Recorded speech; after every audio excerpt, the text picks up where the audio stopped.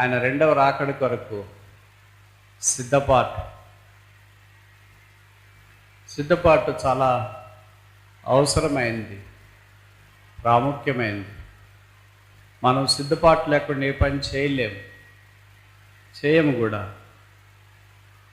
ఈ సిద్ధపాటు వెలపట మాత్రమే కాకుండా అంతరంగంలో కూడా కలిగి ఉండాలని కోరబడుతున్నాం.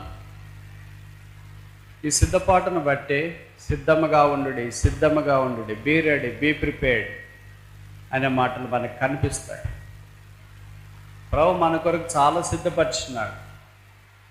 బైబిల్లో రాయబడింది, ప్రిపేర్డ్ సాల్వేషన్, సిద్ధపరచబడిన రక్షణ, ప్రిపేర్డ్ టేబుల్, సిద్ధపరచబడిన బల్ల, ప్రిపేర్డ్ కింగ్డమ్, సిద్ధపరచబడిన రాజ్యం, ప్రిపేర్డ్ ప్లేస్, సిద్ధపరచబడిన స్థలం.